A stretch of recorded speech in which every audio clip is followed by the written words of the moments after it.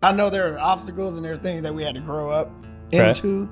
There's a lot of immature things I did, obviously, because, maybe don't give a 19-year-old $40 million. I don't know. You know what I mean? So $40 million bucks, basic, what I know, that ran dry at one point. Where did it all go? I have no idea. Well, I kind of have some ideas, but that's a crazy thing.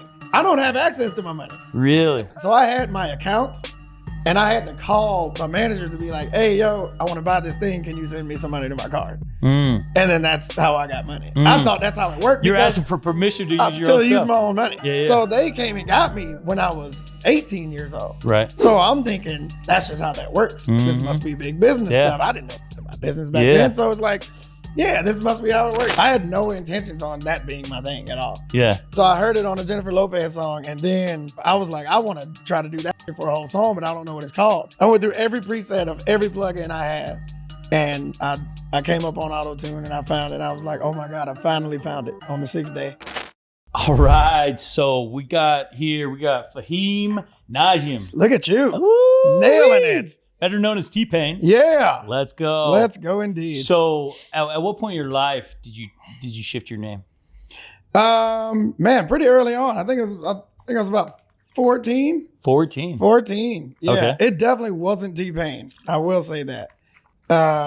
First name was Shorty Pop. Shorty Pop? Shorty Pop. That was the first name? Yeah. Well, my parents called me Pop, and Okay. I was part of a group called the Shorty Niners. Okay. And we all wore San Francisco jerseys. So why'd you go by Pop? I was fat. Because my parents, you got to understand, in Black culture, we don't pronounce things right sometimes. And my parents would call it a pop belly pig. Oh, wow. So nice. They called me Pop because Just my Pop. stomach was out of control. So you were Shorty Pop for what? A couple years? How long? A couple years is, I don't know. I can't remember, but it was awesome. I'd say about 3 or 4 years. Yeah, so a few. But never really gone by Fahim. No. It was already hard enough for people to pronounce it. All my teachers in school couldn't pronounce it, and so it was one of those things that I didn't want to confuse the world. And growing up Muslim, it was like nobody really liked that at the time. It was like so it's like let's kind of back away from that. And I didn't know any more people named Fahim, so I didn't. So are your parents practicing Muslims? Yeah. So I was born Muslim, so I was right into it, like right off the bat. So yeah. My dad converted when he was in college, and then my mom converted with him. So that was rough. So you grew up that way. At what point? Because based on my understanding, is like you don't consider yourself religious? No, not at all. Nah. Once I had pepperoni pizza, You're like, man, I need meat. I was out. I was out. Nah, it's because they don't eat pork, or what? No, it was just a lot. It was just a lot to do, and it was just so many strongholds and things that kind of, it's kind of segregating. It felt like, you know what I mean? Like it felt like we couldn't be friends with certain people. It felt like we, if we believe different things, then we can't hang around certain people, or even some of my Christian friends' parents was like, "Don't go hanging around those Muslims," and it was like, "Damn, like Jesus." Wow. So I would, I just wanted to be a person. And not really defined by a religion or a belief or anything like that. So I just kind of, it's not that I got out of it. I mean, I was really never into it. Right. Because as a child, like, praying 5 times a day was crazy. Dude, that's a lot. Cutting into my playtime. I have several friends that are practicing Muslims. Yeah. And it's like, man, they are dedicated. It's in there. And I don't know which way east and west is, man. I can't find I'm so disoriented all the time. I got to use Waze everywhere I go. I can't stop every time I'm doing something. And I don't know, man. It just wasn't for me. I just wanted to be. So was that hard on your parents? I mean, were they like super religious and they were like sad that you didn't wanna... No, they didn't. No, like they didn't care. My mom like loves Christmas. You know what I mean? Yeah. So obviously for the obvious reasons, for the consumerism reasons, but also because Christmas is just, something she grew up with and it was a special time in her life. And then when she got to college, she converted with my dad and it was like, well, now we don't have Christmas. What's this now? So she wasn't like super into it. My dad was an imam, which is basically, I might be wrong because I never really looked into it, but from my understanding, he's like a rabbi. You're right. Wow. So wow. That's my understanding of it. Wow. I never really asked. I just knew he was very important. Yeah. So that he was in it. He was like a public speaker and all that stuff. So I don't think he was sad that I got of it. I think he was more proud that I chose a way. Yeah. You know what I mean? That I chose to be my own person and not so much as, I'm sure he would have liked if I would have followed him into everything he did. And, in some form, I am a public speaker. Right. You know what I mean? So it's kind of like I did follow him. But, I'm pretty confident that he's happy that I just chose a path and not, lazing about. And you consider yourself a family person, right? Family man? Yeah. Mm-hmm. Is that always... Not at first. I didn't know about like my family, my parents and my siblings. We were never like close. Yeah. Like my wife's family. Oh my God. Completely different. Bro, it's like they tell each other they love him and shit. And I was like, the f*** is that? So that never happened growing up. What? No. Really? No, what the? You love me. So no hugs, no. Oh, what? No. So, my mom gave me a Mike's Hard Lemonade once, I think. That was her way to show you. That was it. Whatever she was drinking, she let me drink whatever she was drinking. But it's like, I don't know. I mean, it's a typical, I would say typical Black family. You know what I mean? You grow up learning that things are hard and they're gonna be hard for your life. So it's like, cut all that mushy, man. Let's get to work. You know what I mean? So it was real tough on the family, but I didn't know it. Because that's just how I grew up. There was no... It was what you grew up around. I didn't have a reference. You know what I mean? Right. So that's just what it was. But it was, we never told each other we like love each other until my brother passed away. My brother passed away and everybody's like, oh, we can die? Like, hey, we got a lot of to catch up on. So, how old were you when that happened? This was 4 years ago. Oh man, this is or 5 years ago now, but So it was like a big eye opener. Oh my God! Now we got a family group text and like it's just like never happened before. Everybody checking on each other, like, hey, everybody still alive? It's like, God damn, like But now feeling it is like we missed out on a lot. We did a lot of stuff, like we did family, like we went to Golden Corral. Hit the buffet every now and then, but seeing how my wife's family is, like even her cousins and this and that, like all of them, we love you. It's like I missed out on a ton of love, like, but I knew it was there. It wasn't like we didn't love each other. It's just we didn't have a way to show it. Yeah. So it was like it was a hardening process. Right. You know what I mean? It was dipping the steel in the cold water. It was. And I think that, I think it helped. It definitely hurt also, but it helped a lot. Me getting through this industry, you know what I mean? So it helped. But so you as a father, you now have 3 kids, right? Mm-hmm. So is that family dynamic 4 completely? You have 4 kids. 4. Oh man. Yeah. Sweet. Yeah. How old are they? 20, 17, 15, 17. Okay. Yeah. Nice. And so how is that shaped? So you grew up one way, your wife grew up completely different. Yeah. How did that? She changed me. Yeah. Like you can almost see, like if you go back and see my past like interviews, you can kind of see the moment I got married. It's like, it's scary, bro. Because once I started meeting her family, I'm like, I don't have to be this person that I'm being, like, because you go out with this mindset that you got to be this kind of person, you got to talk a certain way, and people saw this flip of just how I talk. You know what I mean? It was this weird feeling of, oh man, I can drop this now. Yeah, I don't have to be this guy anymore, and also trying to impress her, I didn't like when we go out, obviously she's beautiful as, she's half white. And every time we went out, the way I looked, everybody was looking at her like, ma'am, are you okay? Like, is this man bothering you? Like, so I was like, I gotta straighten up. You know what I mean? I gotta dress better. I gotta speak more, I just not eloquently, but like I gotta not talk like I don't know what words are. You know what I mean? But that was what I grew up learning. That's how everybody around me talked. And, once I wanted to mostly just protect her. Yeah. You know what I mean? And just be a better person. So I got to imagine, right? So you guys have been married. So she's obviously changed you and shifted you a lot. Yeah. You've been married over 20 years. Yeah, right? 20 years. Yeah, just over 20 years. And the whole time, that's when you're developing your music career. Yeah. Right? Yeah. I can't imagine that's got to be like easy on her, especially the line of work that you were doing and the things that you were doing. It was easier on her because she's military. You know what I mean? She was in the Air Force, and like when I met her, she was in the Air Force. Yeah. The way we met is she was coming down to my studio to hear her sister's music that I was producing. Okay. So, I was producing her sister and a friend, and she came down to listen. And when she left out of my house from listening to the music, she was like, hey, that's my husband in there. I didn't know she said that. And that was weird as hell. The crazy thing is we got the whole night on film.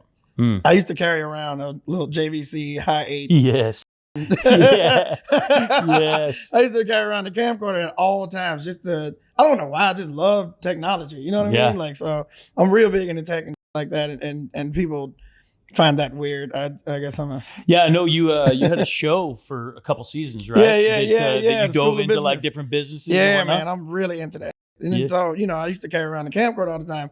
But the fact that she was in the military, like she's used to like schedules and, me not being around and her having to go work while I'm doing this. And, that's really what shaped a lot of this because she was in the military and I was dirt poor. Yeah. Dirt. She used to send me $80 like every month to just try to live. Wow. Like she used to give me her paycheck and this is before you were married? No, yeah. This is like the year before we were married. Wow. Because we've only known each other for 21 years. Right. And we've been married for 20 years. Right. So the year before, it's like she would give me her entire paycheck and just not eat because she wanted me to just keep doing what I'm doing. So she got with you when you were dirt poor, didn't really have a name for yourself, at all these things. Well, I was tri-state famous because I was in a group. You know what I mean? But she didn't regionally know. Famous. She had no idea. Right, she had no idea who we were. Right. She didn't care. Right. But then your career takes off, man, and the industry you're in, you're always around girls, right? You got all kinds of crazy stuff going on. I'm sure there's drugs, girls. It's a lot going on. Yeah. All the things. Yeah. How does a woman like her say like, I trust you or stay faithful when... The good news is she likes girls and drugs too. So lucked up on that one. You know what I mean? So it was a transitional period to where I felt like I had to sneak around, but then it's like, no, I want to do that with you. Yeah. And she's here with me, you know what I mean? So she started going on the road with me. And, we both were doing girls and drugs. So it was a little easier in my case. Obviously there were periods where it was just like, I felt like the sneaky guy, but it was just like, I don't have to. Like, why not just. So are you guys in an open relationship? No. That's a big misconception that a lot of people have that we're in an open relationship because that means both parties can just go do whatever they want. Right. We just invite other girls into our. Like, it's just not, you know what I mean? So we're big into threesomes and like that. That's interesting. Yeah. No other guys. Do not apply.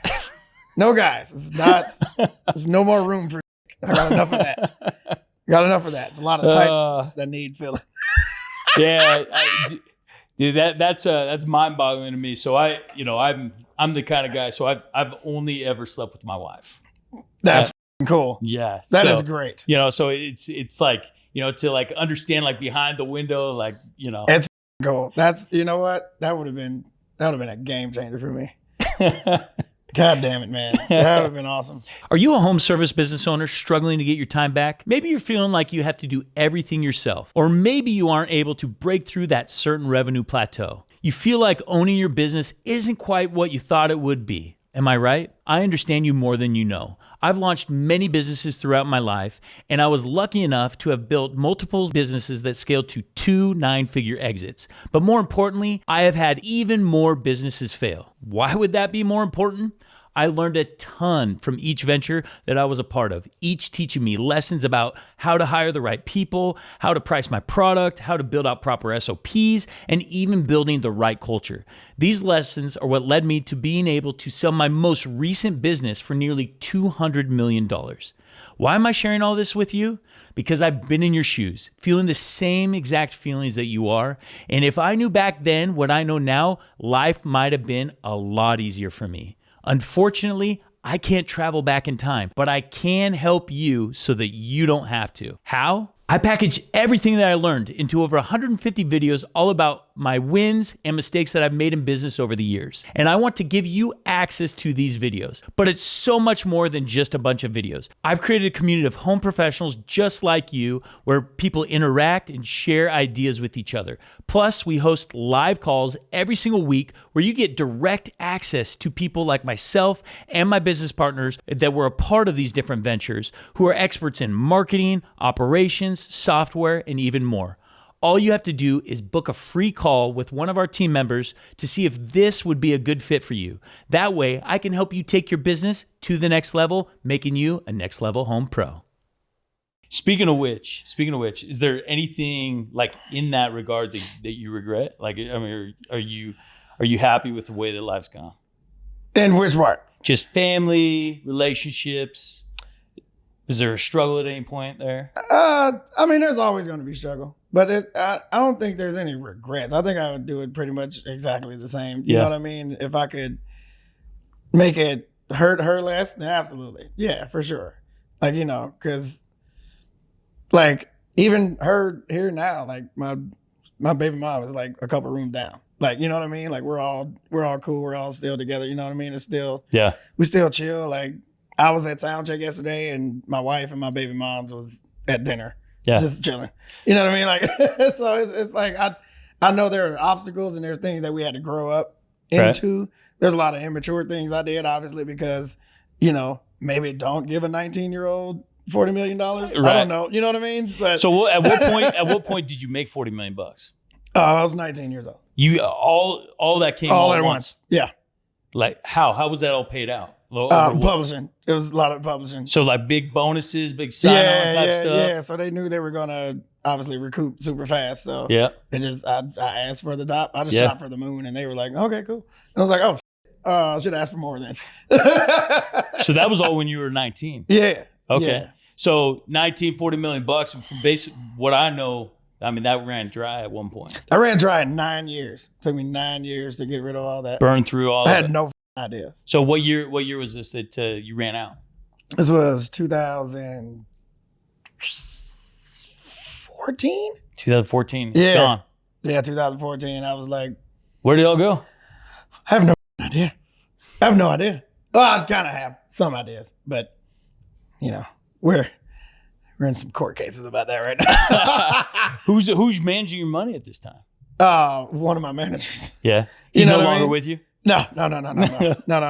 So one of my managers was also my business manager. Okay. I had two managers that were working together. So they're taking all your money, supposedly investing. They're not taking all. Yeah, they're not. They're. I don't know what they're doing with it, to be totally honest. Yeah. You know I was frivolous, but yeah, I mean, you're swiping the card with the expectation. I'm not swiping. That's the crazy thing. I don't have access to my money. Really? I never had. So they're buying all this stuff for you. So I had my account, and I had to call my managers to be like, "Hey, yo, I want to buy this thing. Can you send me some money to my card?" And then that's how I got money. I thought that's how it worked. You're asking for permission to use your own stuff. To use my own money. Yeah. So they came and got me when I was 18 years old. Right. So I'm thinking that's just how that works. This must be big business stuff. I didn't know about business back then. So it's like, yeah, this must be how it works. I didn't read contracts. I don't give a shit about this. Give me money. You know, it's crazy. So my buddy Kenichi Udeza, he was a like top 6 draft pick in the NFL, right? Got $10 million over like a period of 3 years. And same thing, they set him up, his manager was the same thing. Like he had to ask for permission. This whole industry. Because they frame it like, this is how we're going to make sure your money is safe. We're going to take care of you. Yeah. We're going to make sure your money is safe. So if you need money, tell us how much you need. We'll document it. We'll make sure it's in the records. All that is good. And in the back, they're like embezzling. Yeah, of course. You know what I mean? It's crazy. But and so at this point, you don't even know what you're paying your manager? No. Dude, that's crazy. Of course not. That's crazy. So you have no idea who's on your payroll for how much. Yeah, like they own 50% of my independent label. I didn't even know that for a while until like one of my producers wanted to get off the label, and I was like, all right, go ahead. And it was like, no, I need the go ahead from both sides. Like both sides of what? It was like, well, your managers own 50% of your company. They gotta let me go too. And I'm like, what? Like, so you're telling me they essentially had a 50% equity stake in you? Yeah. That's wild. So everything, they were taking 50 cents on the dollar. Yeah. Oh my goodness. Yeah. And legally. Right. Yeah. I mean, because you signed the contract. They made the record label for me. Wow. They were like, you're registered. You're good. We signed everything for you. You're good. So of the 40, they took 20. At least. At the very least. At least. That's before embezzlement. And that was, and that was fair to me because I thought that's how it worked. Right. You know what I mean? And you weren't taught any different. That's the only knowledge I had. What'd your dad do growing up? He was a public speaker. He worked at the city electric thing. It was called City Electric. I don't know if that was a money laundering place. They didn't focus group that name at all. It was like he ran the electricity for the city. It's all for all. But I mean, not a lot of money. Oh no! Oh god! No. Well, he was an entrepreneur as well. Okay. No, so I mean, he hustled. He hustled. So we had a food truck. He had 2 restaurants. Oh wow! Like we ran it for a while, but also people were stealing from the restaurant. So I mean, it wasn't like you didn't grow up in the projects or anything. Oh no! Oh okay. No, we grew up in 5-bedroom homes. Oh nice. But these are homes that like my dad built these with his hands. Okay. Like I made he was a hustler. I thought I was going to have a career in breaking drywall. It was always around building materials. And my dad was building our house. Like we lived in a trailer. Yeah. We lived in a mobile home and he built a house in front of the mobile home. Really? Because we had a lot of front yard and he was like, that's enough for a house. Okay, we can build a house right there. And he built a 5-bedroom house in front of our mobile home. That's amazing. And then sold the mobile home. And then we had a giant backyard. That's awesome. So I was like, yeah, we were good. We were good. Yeah, you grew up. But he wasn't like educating you on like finance or how to take care of your money. He was stressed. Yeah. He was done. He was like, look, I'm learning myself. Y'all just watch me, I guess. Watch me as much as you can because we're not doing great, but I'm holding on. We were struggling a bunch. You know what I mean? But the little things that he did to make it okay, like we want a house. I can learn how to build a house. Like it shouldn't be that hard. Amish people do it, I think. so it was just like, he did little things to really, make our lives really cool. You know what I mean? We always had new cars. He always had Cadillacs. We got like the first like new Suburbans that was always out. Like we kept switching Suburban. It was, I don't know where he was getting money from. It was crazy. So at what point, I know you had like set up like DJ equipment in your room when you were 10 years old. Was that when you're like, man, I love this stuff? Or at what point? So what happened was he brought me, or my mom brought me a keyboard from a flea market. It was one of them stupid keyboards that had like the bongos on the top and it was very dumb. It was like a little Casios. And my dad's favorite song was Lift Every Voice and Sing. And Change Gonna Come. So I learned how to play the top line of Lift Every Voice and Sing on the keyboard. And my dad was just proud. It was like the first time he was like proud of me. Because again, we didn't show. So none of that. So that was like the first time he was like, you did really good, son. I'm like, oh. So he gave you a compliment. Yeah, I was like, oh. That was like the first compliment you received. Yeah, I'm like, I want to do this all the time now. I need to learn more songs. Good. I want to learn more songs. So he found a keyboard on the side of the road that looked like it still worked, and it did. It had ants in it. Just the screen turns on, there's ants crawling across the screen. But I hooked it up to my brother's stereo system, and any song that came on the radio, I would learn the bass line and things like that. And I learned how bass lines work, and like, oh, that don't even go with this song, but it's somehow doing it. And I started kind of teaching myself music theory somehow. Yeah, well. So it kind of it was natural. It like you had something in you that was like that connected. Absolutely. And just matching tones and notes with the songs that was on the radio, and having to learn a song in that time span that it was on the radio. I can't rewind. I can't pause. So I got to learn it while it's happening. That song goes off. That's the last time I hear that song for a little bit. Did you ever have like a cassette player that you were like recorded stuff and then re-listening? Yeah, ours didn't do that. Ours did not do that. Yeah, because I mean, we grew up at the same time, right? And so, had the Technique receiver. That was it. Right. That was it. So, I learned, how to do balance and just hook up that stuff and bring it out to the speakers. And man, it was a game changer. So that it really helped me out. And I think I kind of learned music theory on my own. That's pretty cool. It's weird. And so, obviously you're credited for like being like essentially the king of Autotune, right? Like the guy that like really made it and pushed it famous, and you collabed with all kinds of different artists on it or whatnot. So like at what point did you say like, I want to do this, or I'm going to make this my thing? Man, I think I was 16.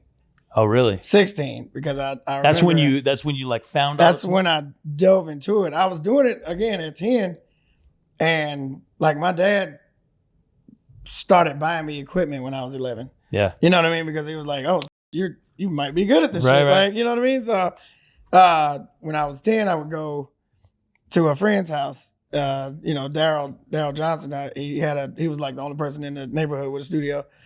And I would go there, and obviously he didn't have time to, have a 10-year-old over there trying to do music. All my shit was whack. And, he would have me kind of play music for him and do hooks and stuff like that. But anything I would try to do on my own was terrible. And, understandable. Like, get the fuck out of my studio, dude. I'm not about to sit here. And it was in his bedroom. So, he had a girlfriend. He was like, dude, I'm not about to have this kid in here while it's my bedroom. You get the fuck out of here, kid. So one time it like hurt me real bad because I thought I had a good idea, and I was like, I really wanted to record it. And he was like, you can't, no, you don't feel like doing that right now, which is understandable. Again, it was trash. And I went home crying, and my dad was like, what are you crying about? And I told him what happened. He was like, oh, well, I'm gonna get you your own studio then. You're good. You just give me a little bit. Again, I don't know where he was getting money from, but he'd come up with it. He got me a Fostex 8-track recorder, Kawhi workstation keyboard, and after that, I went crazy.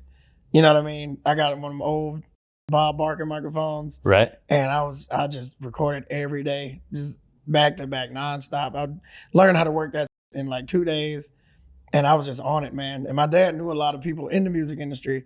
So he would have people come by and like give me mixing tips and stuff like that. Like all my mixes were straight up and down. They were like, you need to pan this and do that. So it was a lot of learning going on. But yeah, man, about 16, because I know I was 16 because the first time I laid down a song where I was like, this sounds like a real song.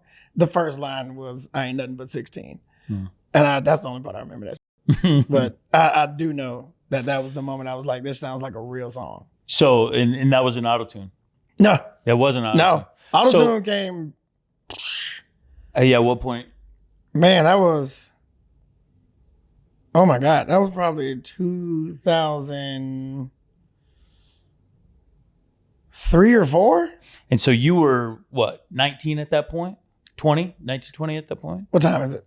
Yeah, because you were born in 84, 2003, 19, yeah? Yeah. So it was like, that was right. That was right when I kind of got on it.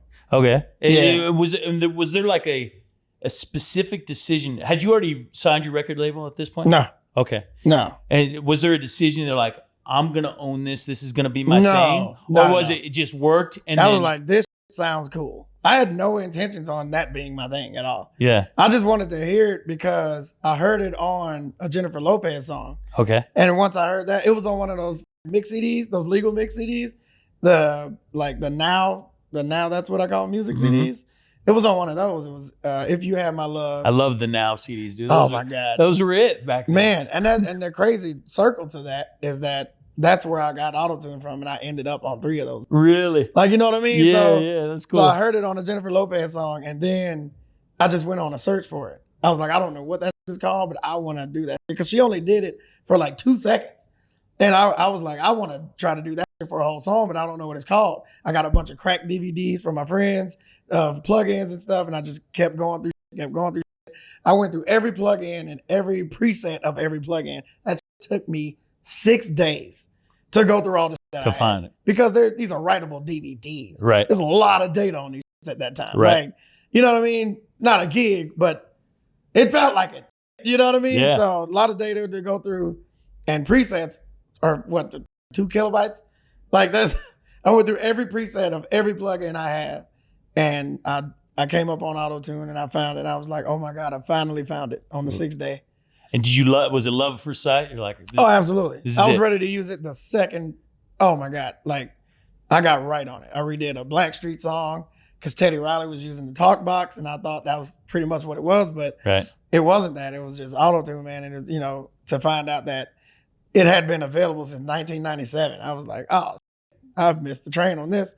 So I didn't think I was discovering anything. Right. It was just something new for me that I wanted to explore, but I had no intentions on that like being my thing. It just worked because my weird ass voice already. But at that point, nobody was really owning it, right? Like, it was like everybody thought Talkbox was Autotune. Okay. Because it was kind of the same thing. Everybody was comparing me to Roger Troutman, Peter Frampton. Like it was a lot. Like it was just like I don't know what any of that is. Yeah. I don't own the talk box or anything. So once I came up on it, when all the comparisons started getting made, I was like, oh, I guess kinda, yeah. But again, that was not my intentions at all. It just kind of worked, and it was just like I'm not doing it for anything. I just like doing it now. Yeah. It's like singing in the shower. You know what I mean? Like if you sound good in the shower, you know when you get in the shower, oh man, I'm having a good sing.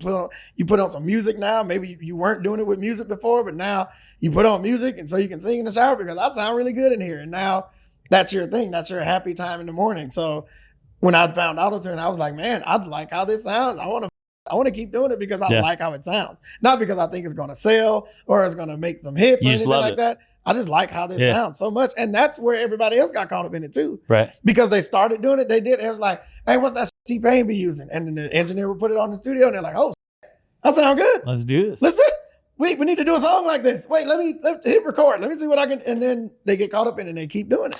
So were there a point in your career that you ever regretted going all in on Autotune?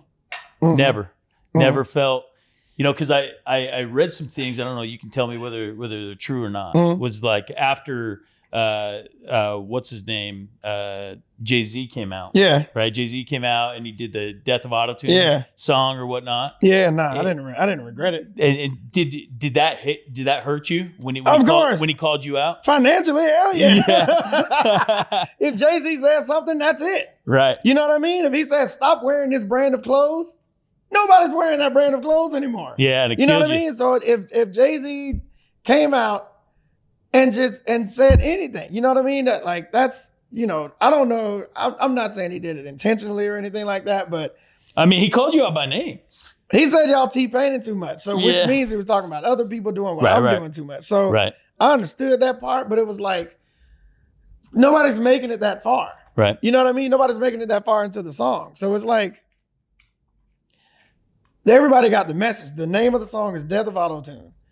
Jay-Z says Death of Autotune. It's over. Jay-Z says death of anything. It's over. So that crushed your career.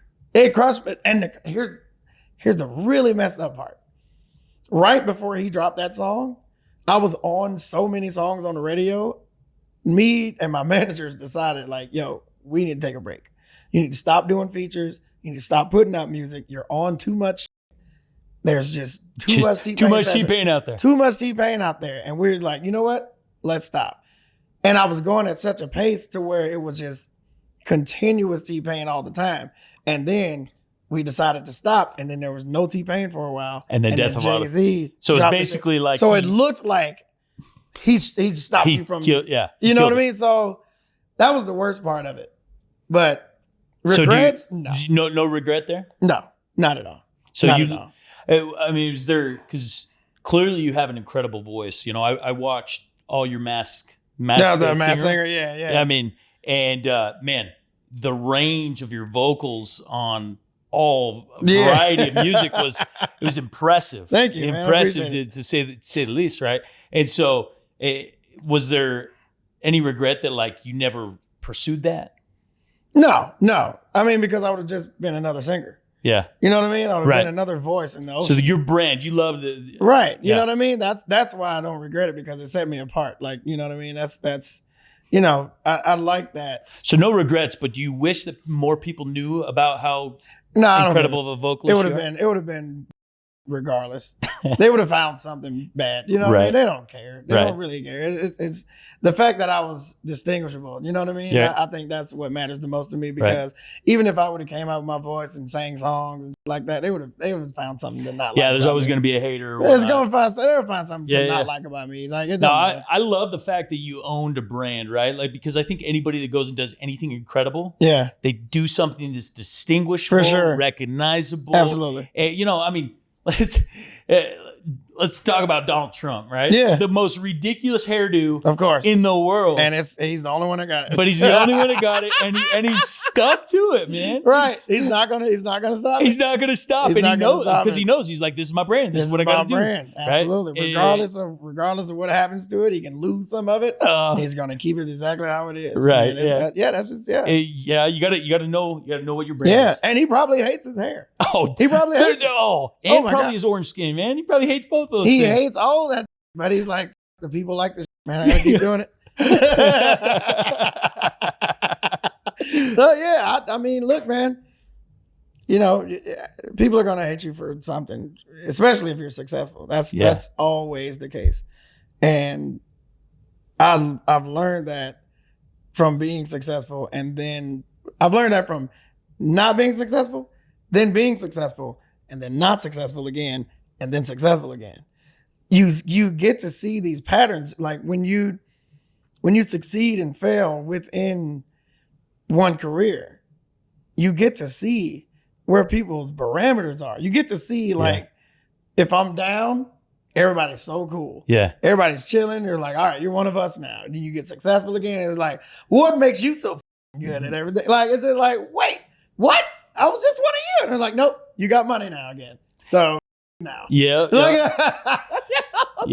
My buddy Alex says, you know, people cheer for an underdog until they become they outperform them, right? Absolutely. And that, you know, it only makes sense to people that don't plan on being successful. Right. You know, envy can only turn into motivation if you plan on doing something with that envy. You know what I mean? So it's like, if you see somebody that's successful, you can either say, I hate that guy, or I want to be like that guy. It's not, there's no in between. There's no good for him. I'm just go back to what I'm doing. There's no envy there. There's nothing to act on. But if you act on it, it's either envy or motivation. That's just the two things that you got. And I don't get the middle. I don't get the middle. So you've been able to bounce back from losing it all. Yeah. Right. Like, what are the biggest like principles and takeaways that you've been able to recognize? You're like, oh, this is how I can make it back. This is how I can get back. The first thing you got to recognize is nobody's going to help you. Nobody's going to help you, because everybody's got their own problems. Everybody's struggling. Even rich people. Yeah. Rich people just have more expensive bills. More money, more problems. More money, more problems. It's not, you know, everybody's like, you know, obviously everybody hates when celebrities or rich people say that money doesn't solve problems. But it doesn't. It doesn't. It doesn't. And we're only saying that because we found out. Yeah. Because we thought that's what was going to happen. And then when we got it, it was like, oh, we got I still got issues, man. Still got issues. My parents still aren't saying they love me. My brother died. Couldn't fix that with money. Money's not going to fix those major things. Obviously, it'll make you comfortable. Yeah. It'll make you comfortable. It'll calm your bills down. People won't be calling your house. Renter center won't be showing up. Like, you're good. You're good at those aspects. But problems, Money won't solve your problems.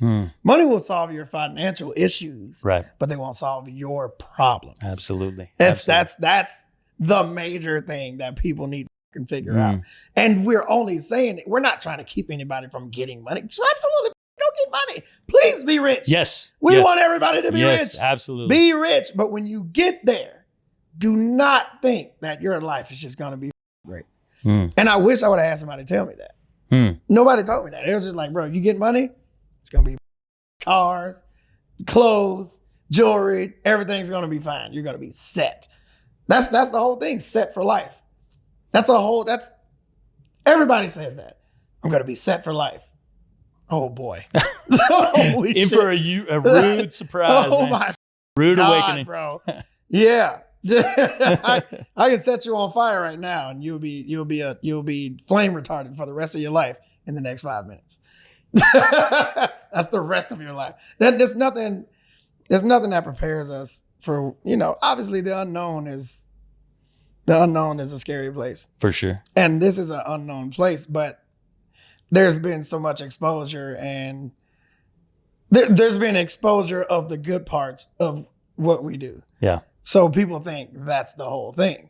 Obviously, even normal blue collar, middle class people, like they put their best parts of themselves on Instagram. They're not showing you the bad parts of themselves. Right. And that's when you get those TikToks of people crying like, I can't do this. But if you go in their TikTok earlier, they're living the best life possible. Absolutely. But when it got to a point to where they can't hit that breaking point, now it's like, oh my God, okay, I'm gonna tell you guys the truth.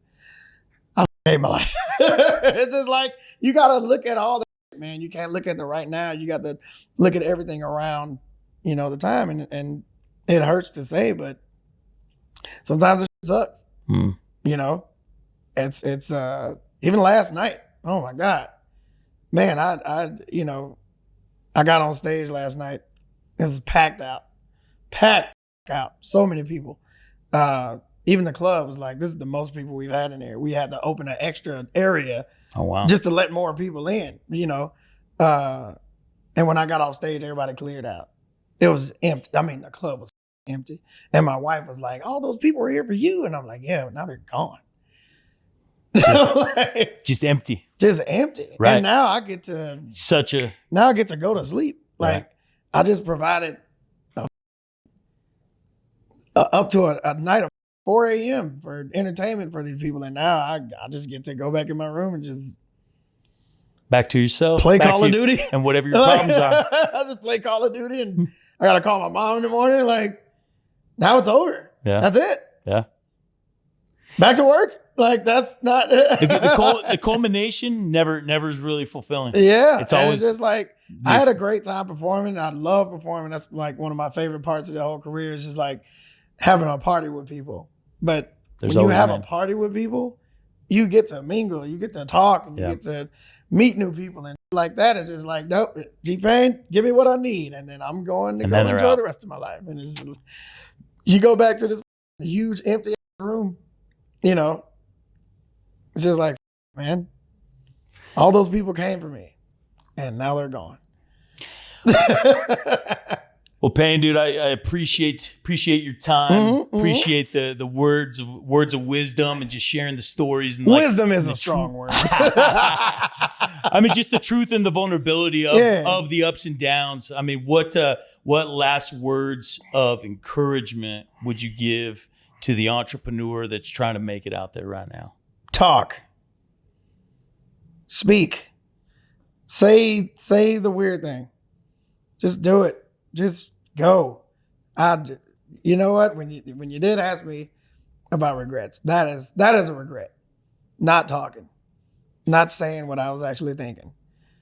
We've been portrayed as this generation that has anxiety when somebody asks us, "Do we want more ketchup?" We can't talk to we can't ask for directions and like that.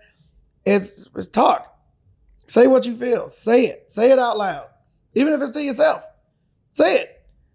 We all know those times where we're like, I had this idea, but now saying it out loud is stupid. So just say it. That weird thing you're thinking. Get out. Say it. Get Be it out. uncomfortable. Say it to the person that you want to say it to. Get that out in the past, because, man, when you say shit out loud, it creates problems in the past. When you hold it in, it creates problems in the future. That's good. You know what I mean? That's good. Brother, I There appreciate it. Thank you so much for your sir. time. Until next time. Gang!